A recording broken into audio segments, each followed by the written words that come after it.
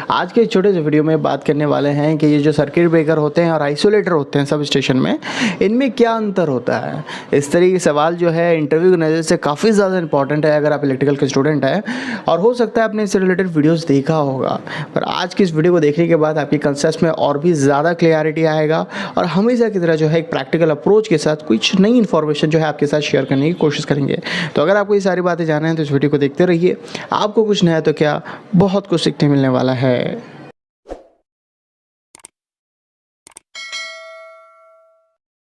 तो सबसे पहले तो आप ये समझिए कि इन दोनों को जो है डिफरेंशिएट करने के लिए क्यों कहा जाता है।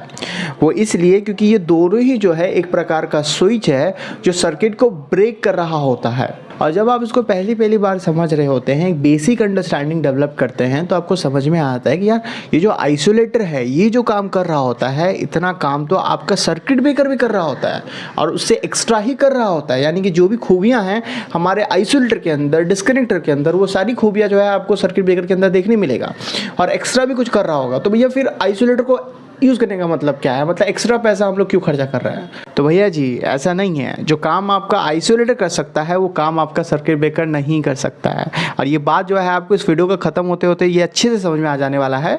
हम इन दोनों को तो डिफ्रेंशिएट करेंगे ही, पर साथ ही साथ आइसोलेटर का जो इंपॉर्टेंस है उसको समझने की कोशिश करेंगे, जिसको अक्सर जो है लोग इग्नोर कर देते हैं। तो सबसे पहली बात तो समझने वाली ये है कि इन दोनों को जो है हम यूज़ क्यों कर रहे होते हैं। अब देखिए, ये जो सर्किट ब्रेकर है, जो आइसोलेटर है, ये सिर्फ आपके सब स्टेशन में यूज़ में नहीं लिया जाता है, इसके आपको घरों में भी आपको देखने मिल जाएगा। आपके घर में जो वो MCB होता है, जैसे मिनिएचर सर्किट ब्रेकर कहते हैं, वो भी एक सर्किट ब्रेकर ही है। तो ये क्या कर रहा होता है बेसिकली, तो आपके घर में जब भी जो है शॉर्ट सर्किट होता है या ओवरलोड वाली कंडीशन आती है, तो इस दोनों ही कंडीशन में आपके इलेक्ट्रिकल सर्किट में ज़्यादा करंट फ्लो होता है। अब ये जो ज़्यादा करंट है आपके इलेक्ट्रिकल सर्किट को डैमेज कर सकता है या उससे जुड़ी हुई जितनी भी उपकरण है वो भी डैमेज हो सकता है। तो जब भी ऐसा होता है तो ये जो MCB है वो अपने आप जो है ट्रिप हो जाता है, ऑटोमेटिकली जो है वो ऑफ हो जाता है, सर्किट को ब्रेक कर देता है, करंट के बहाव को रोक देता है। और ऐसे करते हुए जो है वो आपके इलेक्ट्रिकल सर्किट को, उससे लगी हुई जो उपकरण है उसको जो है प्रोटेक्शन प्रोवाइड कर देता है। सरल लैंग्वेज में आपको बताएं तो भैया ये जो MCB है या सर्किट ब्रेकर की बात करें तो वो किसी भी फॉल्ट से जो है आपको प्रोटेक्शन प्रोवाइड कर रहा होता है। और स्पेसिफिकली अगर MCB की बात करें तो ये दो प्रोटेक्शन आपको प्रोवाइड कर रहा होता है। ओवरलोड जब भी आप करेंगे आपके घर में तो उससे वो प्रोटेक्शन प्रोवाइड कर रहा होगा, और दूसरा जो है ये आपको शॉर्ट सर्किट से जो है प्रोटेक्शन प्रोवाइड कर रहा होता है। यानी कि जब भी फेज न्यूट्रल जो आपस में टच हो जाते हैं तो ये अपने आप जो है ट्रिप कर जाता है। तो देखिए, ये तो मैंने MCB के बारे में बताया आपको। तो ऐसे ही हमारे पास डिफरेंट प्रकार के जो है सर्किट ब्रेकर होते हैं जो आपको डिफरेंट प्रोटेक्शन जो है आपको प्रोवाइड कर रहे होते हैं। अब सिर्फ घर का ही नहीं, अब अगर हम सब स्टेशन में जो बड़ा सर्किट ब्रेकर होता है, SF6 सर्किट ब्रेकर होता है, ऑयल फील्ड सर्किट ब्रेकर होता है, ये सारी भी जो है आपको फॉल्ट के अगेंस्ट जो है आपको प्रोटेक्शन प्रोवाइड कर रहा होता है, सर्किट को ब्रेक कर रहा होता है। सारी जो कहानी है वो सेम है। फ़र्क ये है कि जो सब स्टेशन में आपको सर्किट ब्रेकर देखने मिलता है उसको हम अक्सर जो है रिले के साथ इंटरफेस करते हैं, उसको रिले के साथ जो है कनेक्ट करके रखते हैं, और ये जो रिले है वो फॉल्ट को सेंस कर रहा होता है। फिर ये जो है हमारे सर्किट ब्रेकर को बता रहा होता है, कमांड भेज रहा होता है कि भाई फॉल्ट आ गया है, आप ब्रेक कर दो सर्किट को, फिर वो ट्रिप हो रहा होता है। बट घरों में जो आपको ब्रेकर देखने मिलता है MCB की अगर हम बात करें तो उसके अंदर ही हम वो सारा अरेंजमेंट लगा रखे होते हैं, तो अलग से हमको रिले लगाने की ज़रूरत नहीं होती है। तो ये जो सारी कहानी है वो तो आपका सर्किट ब्रेकर का था। अब आइसोलेटर डिस्कनेक्टर क्या होता है, ये कैसे आपके सर्किट ब्रेकर से डिफरेंट होता है। तो देखिए, ये जो आइसोलेटर है वो एक प्रकार का स्विच है, अब नॉर्मल स्विच है, और इसे अगर आपको ऑपरेट करना होगा यानी कि ऑन ऑफ करना होगा, जो कि आपके सर्किट को ब्रेक और मेक कर रहा होता है, तो आपको जो है मैनुअली करना होगा।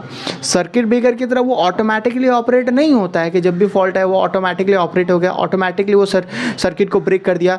यहाँ पे आइसोलेटर में अगर आपको सर्किट को ब्रेक करना होगा तो आप मैनुअली जो है अपने हाथों की मदद से करेंगे, और अगर हम सब स्टेशन की बात करें तो वहाँ पे जो है पुश बटन की मदद से की जाती है, या तो जो है आप उसको कंट्रोल रूम से जो है मैनुअली ऑपरेट कर रहे होंगे।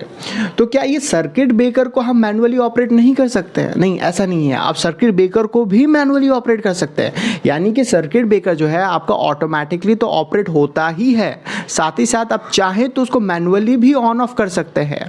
और दूसरी तरफ अगर हम आइसोलेटर की बात करें तो उसको सिर्फ और सिर्फ जो है मैनुअल ही ऑपरेट किया जा सकता है, ऑटोमेटिकली ये ऑपरेट नहीं होता है। तो घुमा फिरा के जो है सवाल वहीं पे आ गया कि यार आप जब सर्किट ब्रेकर को मैनुअली ऑपरेट कर ही रहे हैं और मकसद आपका जो एंड रिजल्ट है वो सर्किट को जो है ब्रेक ही कर रहा है, तो फिर भैया हमारा सर्किट ब्रेकर तो सफिशिएंट है, फिर हम आइसोलेटर जो है क्यों यूज़ कर रहे होते हैं। तो इस सवाल पे जो है हम आएंगे, उससे पहले जो है एक इंपॉर्टेंट इन्फॉर्मेशन आपके साथ शेयर कर दें। तो अगर आप किसी भी सब स्टेशन में गए हैं या अगर आप काम करते हैं तो आपको पता होगा कि इस आइसोलेटर की मदद से सर्किट को ब्रेक करने से पहले हम सर्किट ब्रेकर को जो है मैनुअली ऑपरेट करते हैं, फिर उसके बाद जो है हम आइसोलेटर की मदद से जो है सर्किट को ब्रेक कर रहे होते हैं। अब ऐसा क्यों करते हैं? अब ऐसा इसलिए करते हैं क्योंकि हम सर्किट में जो है करंट को जीरो करना चाहते हैं, तब उसके बाद जो है हम आइसोलेटर को ऑपरेट करना चाहते हैं। तो जैसे ही आप सर्किट ब्रेकर को आप मैनुअली ऑपरेट करवाते हैं तो उस वक्त जो है आपके वायर से जो है करंट फ्लो होने वाला जीरो हो जाता है, यानी कि सर्किट ब्रेक हो गया तो करंट ही फ्लो नहीं होगा,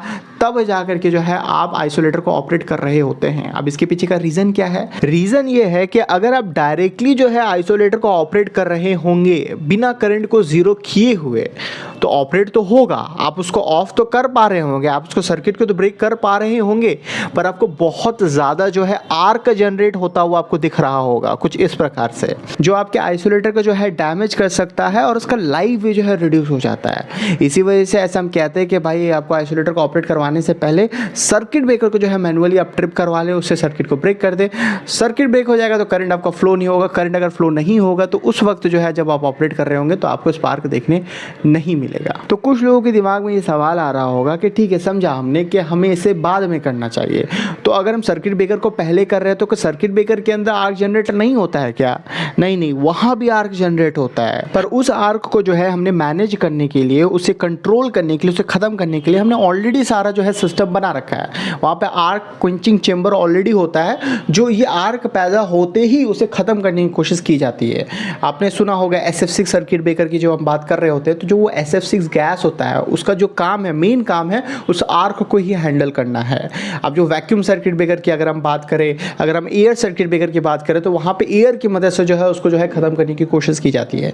इवन आपके घर में जो MCB होता है तो उस MCB को भी अगर आप खोलेंगे तो वहाँ भी जो आपको आर्क क्वेंचिंग चेंबर दिख रहा होगा, वो ये जो आपको दिख रहा है, ये क्या करता है कि आपका जो भी आर्क जनरेट होता है उस बड़े आर्क को जो है टुकड़ों में तोड़ देता है ताकि वो अपने आप जो है ख़त्म हो जाए। तो इस तरीके से जो है हम आर्क को यहाँ पे मैनेज कर पाते हैं, पर ये जो सिस्टम है वो आपको आइसोलेटर में देखने नहीं मिलेगा। तो ये सारी बातें जो है हमें समझ में आ रहा होता है, पर मेन सवाल यहाँ पे यही उठ करके आ रहा है कि भाई हम आइसोलेटर को यूज़ क्यों कर रहे हैं फिर?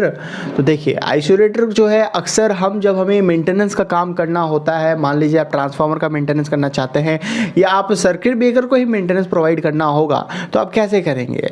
कैसे आप जो है सप्लाई को ऑफ कर रहे होंगे? तो आप ये जो है आइसोलेटर का मदद यूज़ में ले रहे होते हैं। आइसोलेटर नाम से ही आपको पता चल रहा होता है कि ये आपका एक सिस्टम के पार्ट को पूरा आइसोलेट कर देता है आपके मेन सप्लाई से, आपके मेन सिस्टम से, ताकि आप सेफली जो है आप आराम से काम कर सकेंगे।